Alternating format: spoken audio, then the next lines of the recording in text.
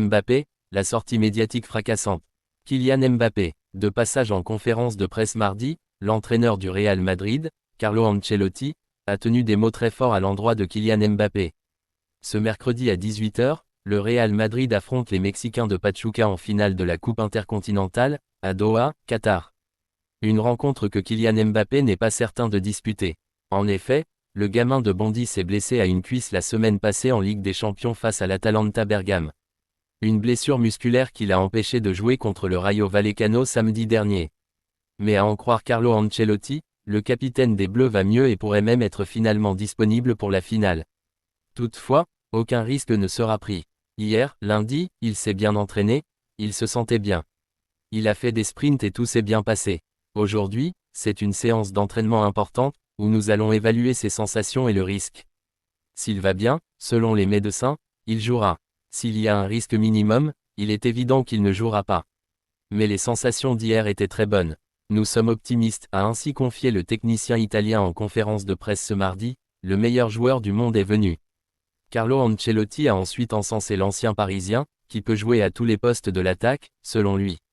Kylian est un joueur fantastique et, honnêtement, je ne pense pas qu'il soit encore à son meilleur niveau, a-t-il estimé. Lors des derniers matchs, il s'est amélioré, mais il n'est pas encore à son meilleur niveau. Il peut jouer à n'importe quel poste, attaquant, ailier gauche, ou que vous le placiez. Avec la qualité qu'il a, il peut jouer où il veut.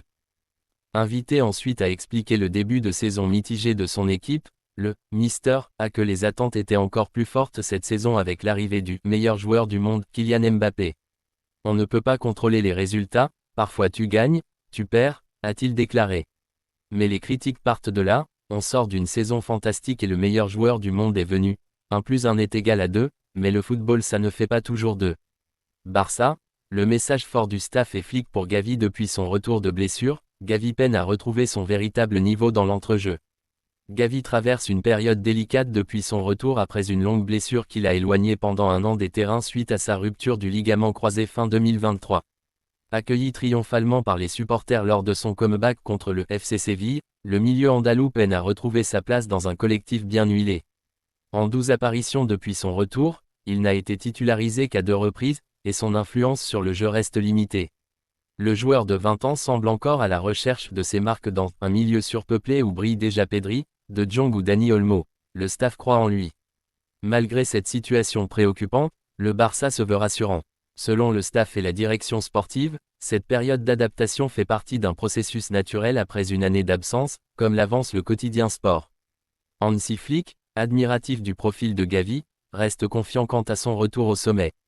Le club affiche également son optimisme quant à l'avenir du jeune prodige, des discussions sont en cours pour prolonger son contrat jusqu'en 2030.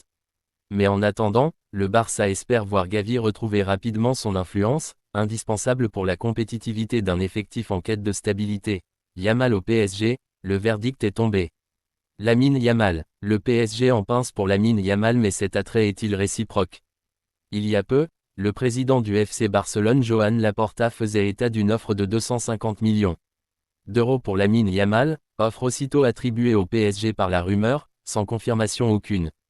Assurément, le club de la capitale s'intéresse au prodige catalan, âgé de 17 ans et tout frais lauréat du trophée Golden Boy. Mais qu'en est-il pour le principal intéressé? Dans un entretien accordé à Marca, Lamine Yamal aborde la question de l'intérêt présumé du PSG et de Manchester City, pas franchement séduit manifestement, non, je n'y pense vraiment pas.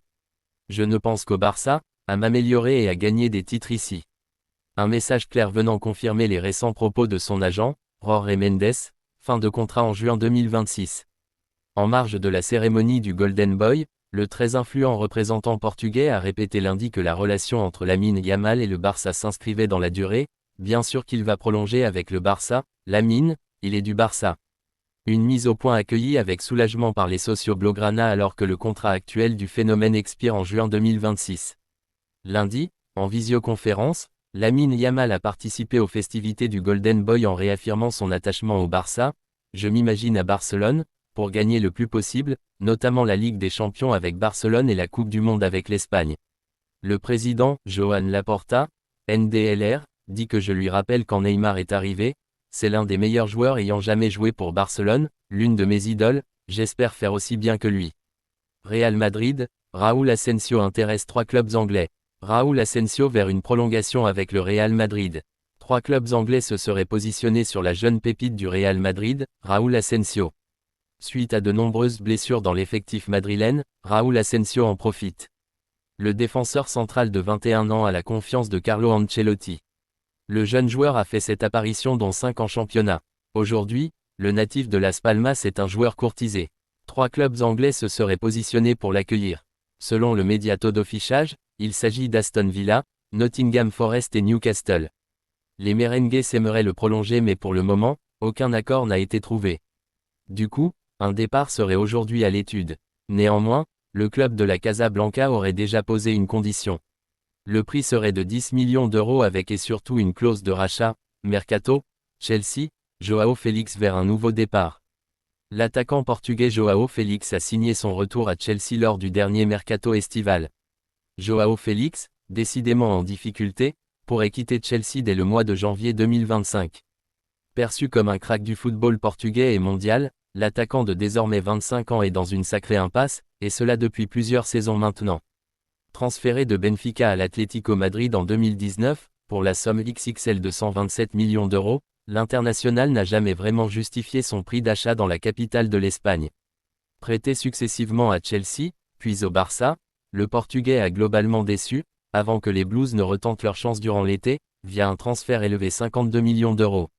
Or, avec un but et 9 apparitions en Première Ligue, dont 2 titularisations, le numéro 14 n'y arrive pas, et s'interroge désormais sur son futur. Encore un départ de Joao Félix. Selon les révélations de Fichares, Joao Félix, pour trouver du temps de jeu, est ouvert à un départ de Chelsea, où son contrat s'étend jusqu'en juin 2031. Un prêt à Benfica, son club formateur, est une des possibilités s'offrant à l'attaquant. Reste à savoir si cette option en particulier est réalisable, alors qu'un mouvement du joueur apparaît crédible en soi. Il n'est pas assuré que le deuxième de Première Ligue accepte de se séparer via un prêt sec de son joueur, alors qu'une cession temporaire avec option d'achat, en regard du prix du numéro 14, semble farfelu pour Benfica, qui ne peut dépenser près de 50 millions d'euros. Enfin, le salaire de l'intéressé est lourd, autour de 10 millions d'euros annuels selon les sources, ce qui ne plaide pas pour un départ chez le troisième de la Liga Portugal Betclic, sauf si Chelsea en prend une grosse partie à sa charge.